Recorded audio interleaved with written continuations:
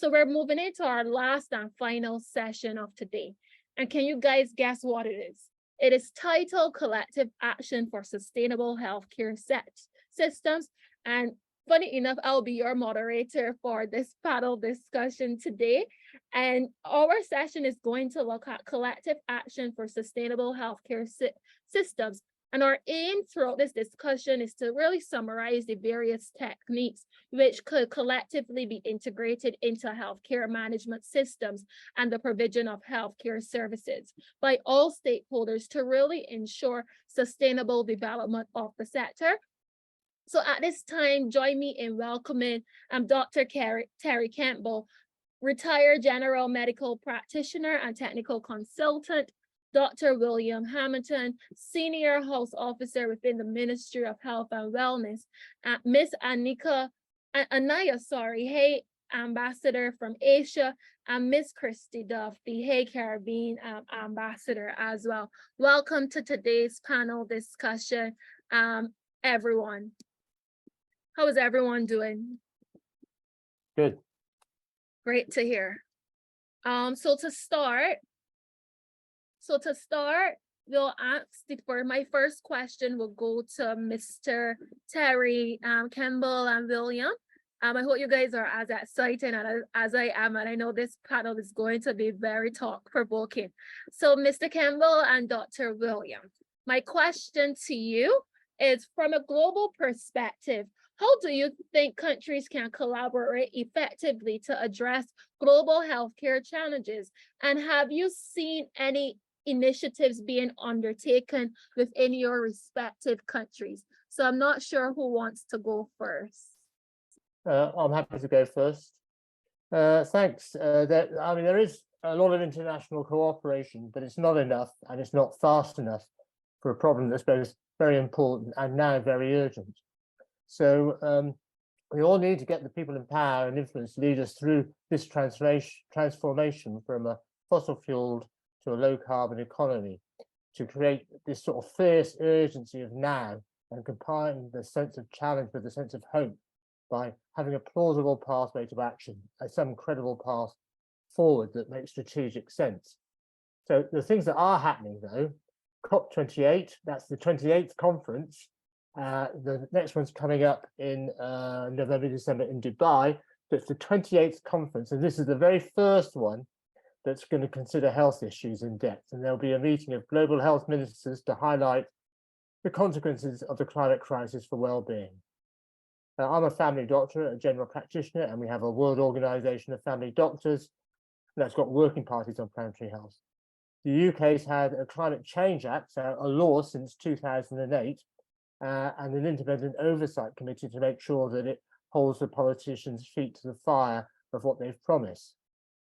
The UK's National Health Service has a net zero targets since 2020 for scope 1 and 2. That's sort of basically stuff in the hospital and stuff they're doing, a target for a 80% reduction and complete net zero by 2040. And for scope 3, which is everything they buy in, by 2045. Then I'm a trustee and executive on the UK Health Alliance on Climate Change, which has got 40 health organisations collaborating to reduce the risk to health from climate change. And as a family doctor, we have a free toolkit, which has got over 100 actions that family doctors can take to increase their sustainability. But the problem is that although people are aware of the science, they're not listening to the science, and they're not taking enough action fast enough to do anything about it. And that's the challenge that we all have. I'll post some information about those things that I've mentioned, so people can look at them at their leisure if anything's useful to them. I'll put in with some web links. Okay, that's my little bit on that question. Thank you, Dr. Kemple. William, Dr. William, do you want to jump in?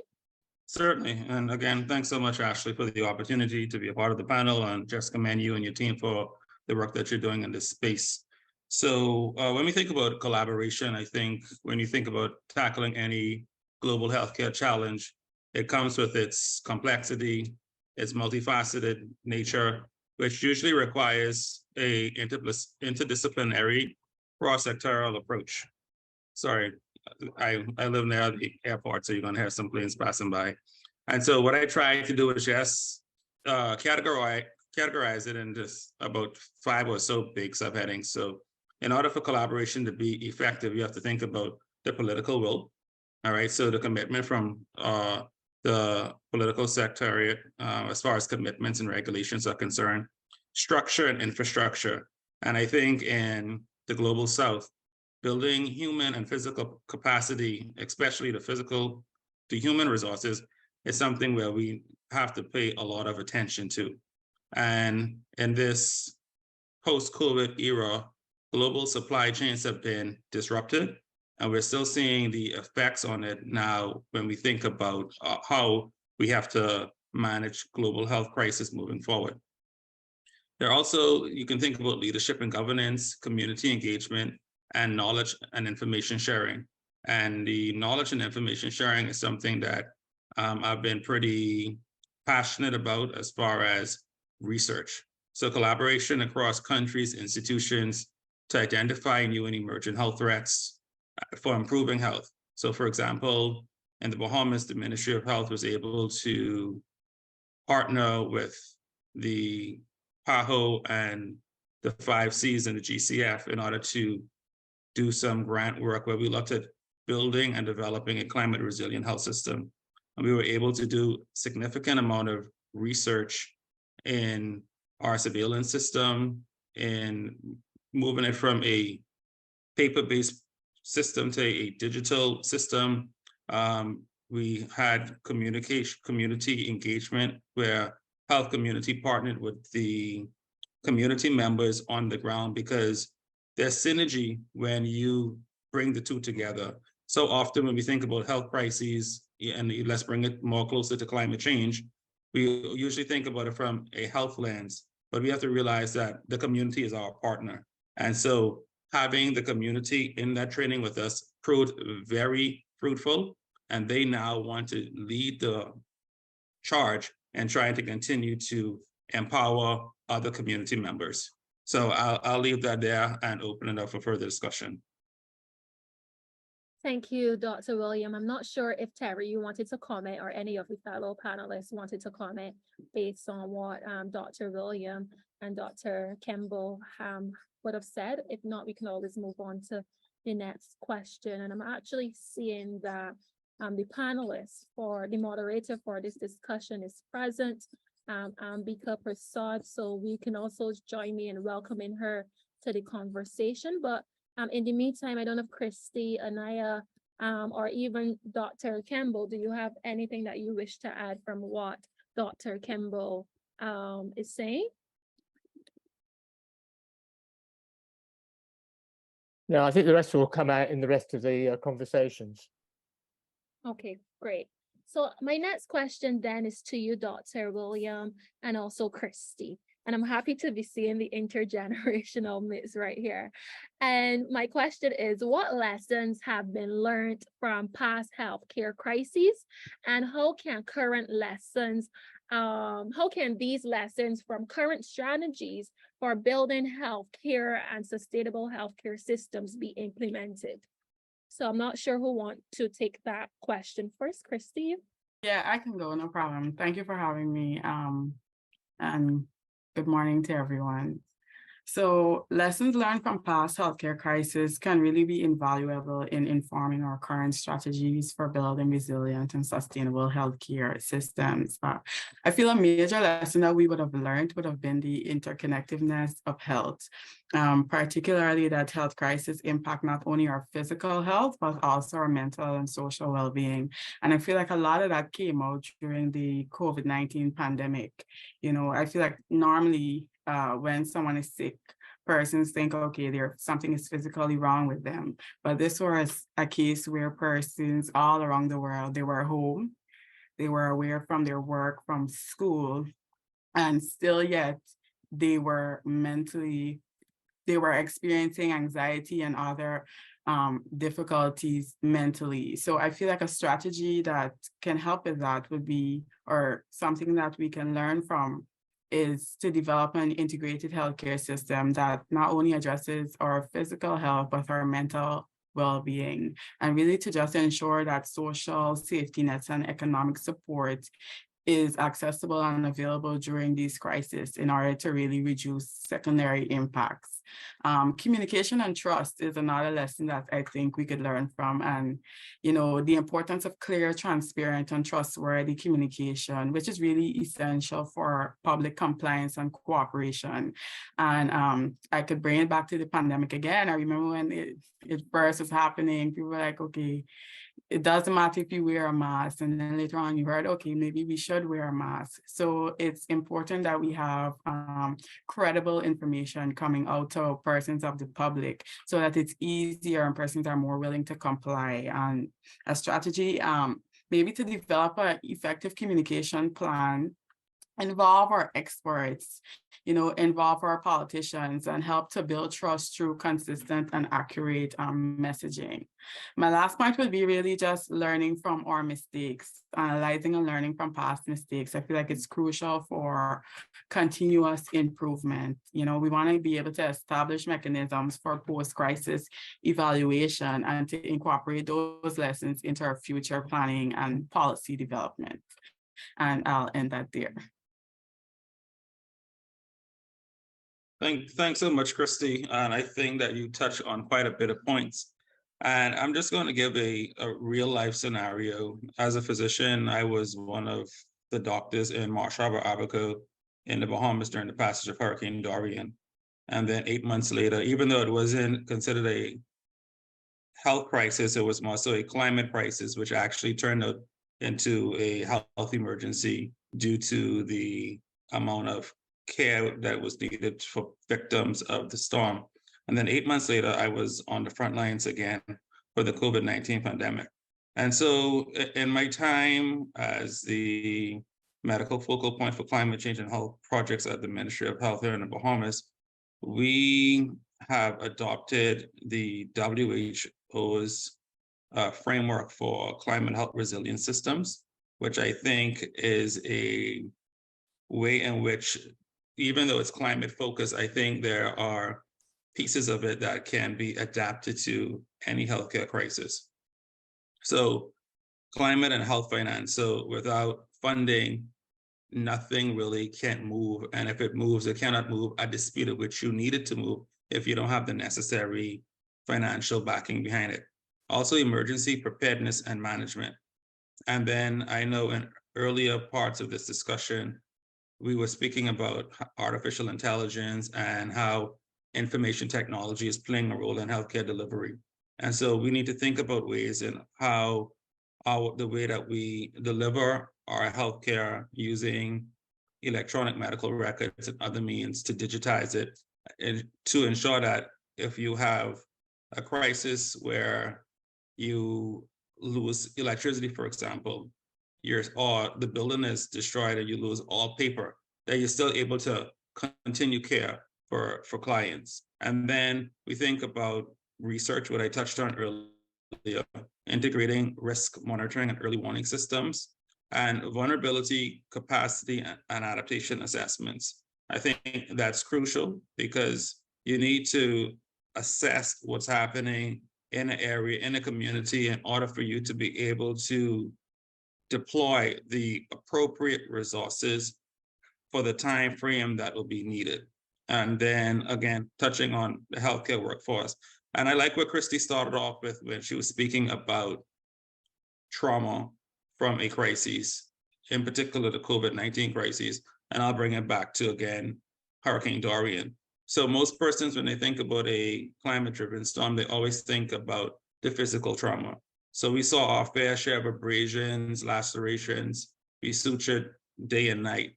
But what was most profound and so long-lasting and pervasive is the mental trauma that so many persons had encountered and are still dealing with almost 3 years later. And I think sometimes we don't pay enough attention to mental health. We have an appreciation that a number of mental health providers we have are limited. So we need to find ways to augment that mental health support for members. And like Kristie said, it was definitely seen in a major way during the COVID-19 pandemic. Over. Sorry, I was muted. I was saying thank you, Dr. William and Kristie, for your contributions. Your moderator is here, Ambika Persad. Ambika, you can turn on your mic because I guess we'll be doing co-moderating for this panel, and you can move directly into question number 3, yeah? Thank you so much. I am so sorry for the technical issues. Wi-Fi at school is terrible. But let's go into number 3. So what initiatives can be implemented to ensure access to quality healthcare for all in response to the climate crisis? And this is for Ananya and Terry. I'm happy to go first, but I'm really a big fan of keeping things simple. And a lot of these initiatives are the same initiatives you need without a climate crisis. For instance, you need probably universal healthcare. Good healthcare should have easy access, high quality, and low costs. And the only way you're going to get that is through some process of making sure you have a culture of continuous quality improvement, which is going on all the time, CQI. And to do that, all you need to do is ask there are a few simple steps. You have to say, be clear, what are you actually trying to achieve? It relates to any aspect of healthcare. Find out what's already known about it. Lots of work has already been done and you can learn from that. Then really define what success is going to look like. How will you know you've been successful? In reality, lots of changes are made in healthcare, but nobody's really sure what success will look like. And if you're going to have success, you need to be able to measure things. And if you can't measure it, you probably can't manage it very well. But then, and it varies, of course, because in the lower income countries, you haven't got much resource, so you can't go for the perfect world. You have to actually decide what you can do with the amount of resource and time that's available for you. It's never going to be enough, but there is always an opportunity for change and improvement. And then the final step is, how are you going to reassess and progress with that plan? And I'll put all that stuff in the chat for if anybody wants to look at it. And if you really want to go a bit further and you want to assess quality, because quality is one of these words that people use in a way that it just means what they want it to mean. But you really need to have great access. You really need the best treatments. You need your patients and customers to be satisfied. You need a real depth of care. So you're dealing with really important problems, not necessarily the superficial ones that present. And you have to be efficient and effective. Okay, there's no point spending all your time on one patient when you've got another 50 waiting. And you've got to be fair for everybody. So that means the neglected, the least able in our communities, we have to treat them as well as we might the Prime Minister. I'll put that in the chat.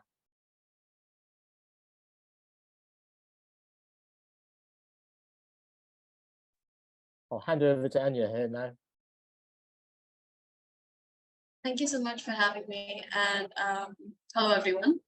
I think when we think about quality healthcare, we need to think of it intersectionally and holistically. A lot of people talked about how we need mental health care to also be just as important as physical health care. And when we look at it from that perspective, we are really looking about different needs, about individual needs within a community or collective. So it's not so much about just like the individualistic aspect of healthcare, but rather looking at it from a broader collective and also identifying the unique needs of each person within that collective and within that community based on their own sociocultural, socio-environmental contexts. And also when we are looking at it from that perspective, we also need to figure out how we are, when we have, say, public communication, or when we have a curriculum when it comes to health education, how we are making that inclusive and also ensuring that everyone who's accessing that can take away something that impacts them directly, than rather something that's just broad and generic. So when we're looking at specifically health education and public communication, we really need to ensure that we are adapting that to the specific needs of different communities and ensuring that it's inclusive by really focusing on the needs of that community and the needs of that individual. So for instance, when we're looking at stigmatized topics in healthcare, like mental health, SRHR, which is sexual and reproductive health rights, chronic illness, disability, these conversations need to be had at an early age within education systems, and they need to be had in a way that young people can have access to mentors and teachers who are able to communicate this properly. And when we think about the broader context of the climate crisis, it's not so much about us waiting for a crisis to happen and then curing that crisis. It's about adapting to ensure that everyone is feeling resilient about how they're dealing with the crisis, which obviously comes with having this education and having this communication as a means to gather this collective knowledge, and for everyone involved in that knowledge sharing process to have that sense of resilience when they are approaching environmental concerns and their environmental issues. So these are just some things that I wanted to touch upon. But I think whenever we are talking about quality healthcare, we need to talk about communication and education, because it's not always so much of fixing a disease or fixing an injury once it does happen, but also about figuring out the process towards that and how we can ensure that everyone knows what they're feeling within their bodies and within their minds. And this is different for everyone based on their positionality of gender, caste, class, religion, disability, and it really depends on how we have to communicate. Thank you. Great. Thank you so much. Oh, I took a lot away from that. So next to our question, this goes out to Kristie and Ananya. As the youth of today, we are always creating change for a better planet. What are some actions that you think the youth should take if they are looking at getting into sustainable healthcare provision, and why?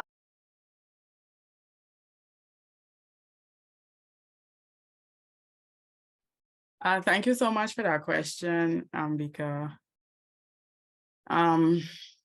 It's really inspiring, in my opinion, to see young people interested in sustainable healthcare provision. And I really feel like it plays a critical role in addressing some of our biggest health and environmental challenges that we face today. In terms of my advice on some actions youth can take to get involved, I feel like education and training is number one. Pursue educational pathways in healthcare, such as medicine, nursing, public health, healthcare administration. You can even consider specializing in areas that incorporate both environment and health, like sustainable healthcare, environmental health, climate and health, or healthcare sustainability management, because I really feel like this is how you build your foundation, and that can really help you to catapult into your career in this area. I would advise young people to stay informed. I always say that this is the information era. Information is so easily and readily accessible thanks to us having the internet. You could just go online and read up on climate efforts, read up on health efforts, and stay updated on the latest research and developments, especially those that focus on the intersection of healthcare and sustainability. And I really feel like this will help you with your understanding of these concepts, and not only understanding what health and, and environment is and how it intersects, but how the environmental impact of health, environmental degradation can have on our health and how it could put us at risk.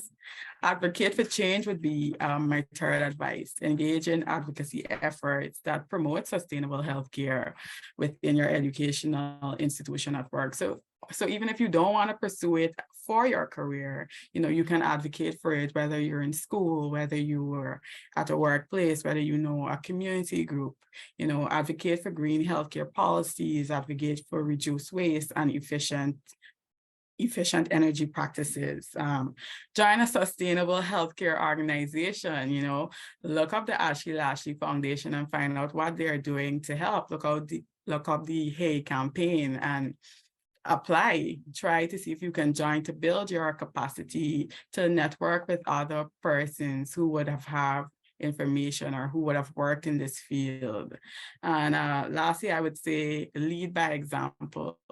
Even if you are unable to give your time to volunteer or you're not interested to have that career path, just by simply being a role model for sustainable living and healthcare practices in your own personal life, may inspire conscious behaviors. And it's just these kind of small steps that eventually build up and can make an impact.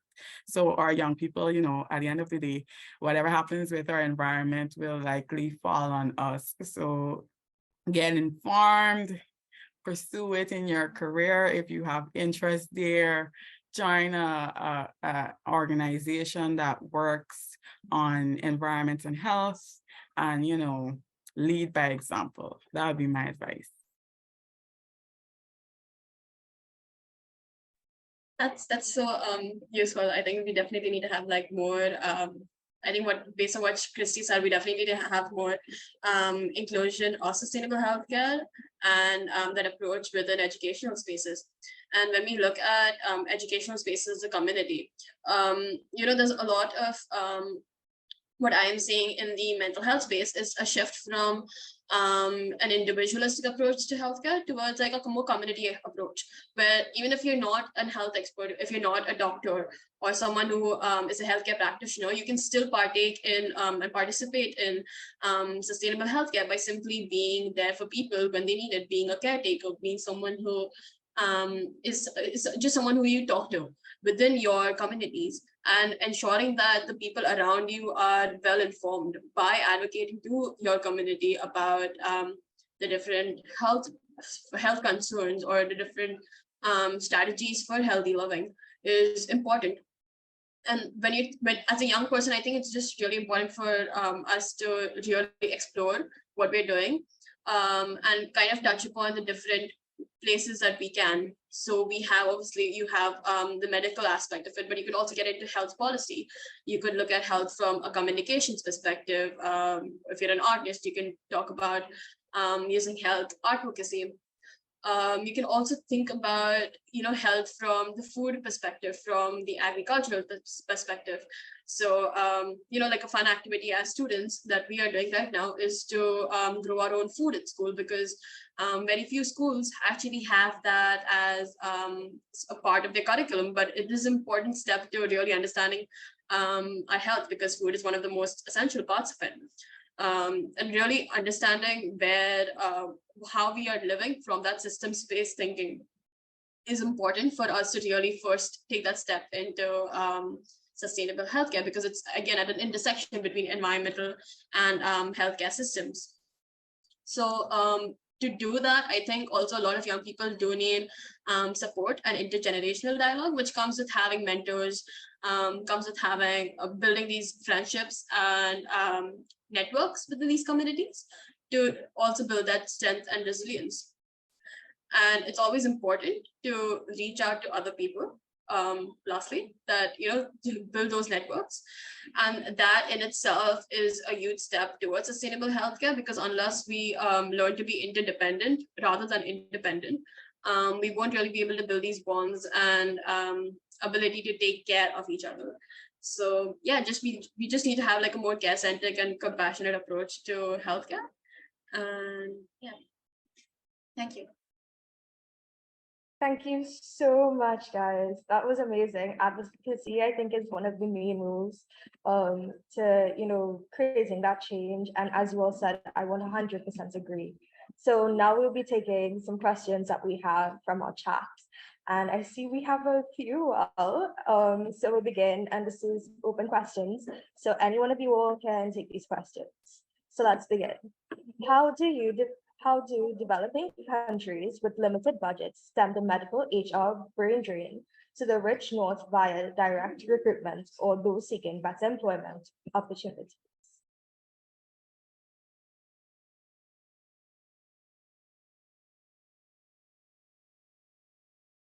So I can say that's a problem for all of us, because our doctors are all, in the UK are all going to Australia and places like that because of better pay, better work conditions and the rest. So it's a problem that we all have.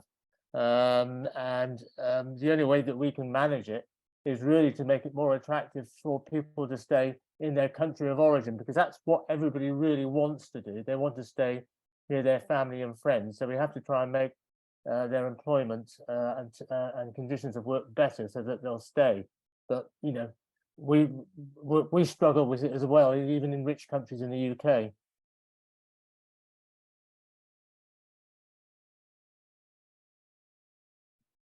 Yeah, and to piggyback off of what Terry would have said, I think small SIDS, global north, global south, all are suffering from similar challenges. Incentivization is important because the reality is, though the youth of today have the national pride, everybody's seeking better opportunity. And I think that it's the generation, the leaders of today need to now encourage and support mentorship more, right? And succession planning, because those two things go together. Because if you have a elder in your community or in your area of work that is now taking you under their wing and fostering you to be an upcoming leader, you will be more empowered to be invested, to continue to try to put your best foot forward, to see your country turn around. And by extension, you will reach out to your friend and say, hey, don't go to the US, don't go to Canada, don't go to Australia. Let's see what we can build at home for our people. And so I think that type of approach is what is needed. And though it doesn't always work, I think that's a step in the right direction. Over. Great, thank Yeah. you so much. Okay. Anyone else? Yeah, I was gonna agree with Mr. Terry in terms of making it more attractive for persons, particularly like our young people, you know, giving them maybe more opportunities for advancements and specialization within our home country, give them more opportunities within their country that would compel them to stay and work in their country, and even strengthening education and training within, you know, your country, especially small island and developing states where it may seem like you would get a better time abroad or more opportunities abroad. So if those things can be brought to our homeland, because like he said, nobody wants to leave, you know, where they were born. Yes, I agree. I think, you know, education programs would have, you know, a big impact on kids and, you know, those kind of stuff. So I have one more question. I'm seeing here, there is a request actually. This person's request is, how can I take action in country and community in climate change as your ambassador?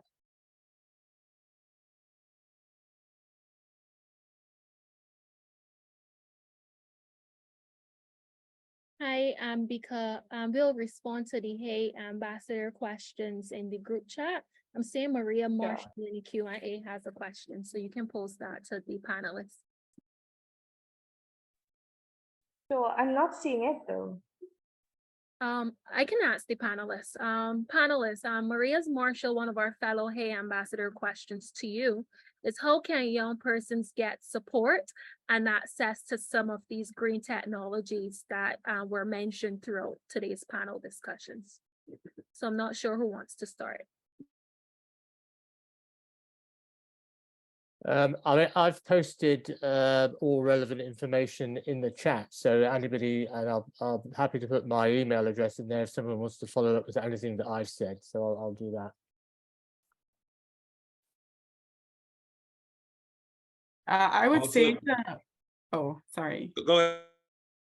Yeah, I would say to just apply for it. There are so many competitions and like green tech jobs and internships.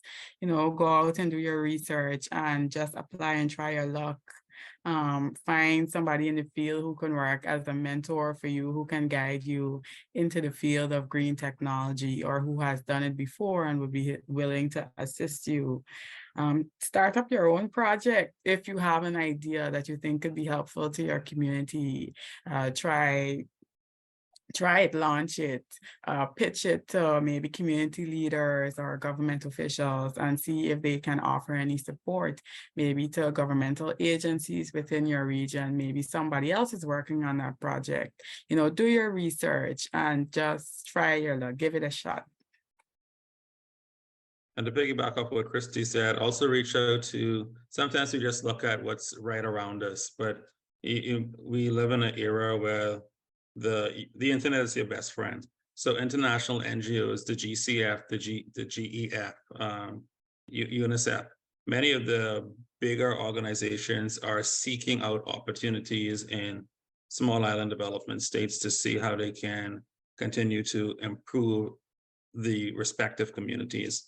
And so, like Kristie said, shoot your shot, because believe it or not, I mean, sometimes we always look down on our ideas or thoughts that they may be dumb, but that it only takes one person to engage it, and then another Lashley Foundation doing big things around the world. Okay, great. Thank you so much, you all, for the amazing responses. And I'm sure everyone had an incredible time where they were able to understand and grasp new knowledge that they can use outside in the new world. So I'll be handing back to Ashley now. Yeah, I totally even agree with your comments, Ambika, and I must say this was another very insightful discussion, which really emphasized the importance of collective action in building sustainable healthcare systems.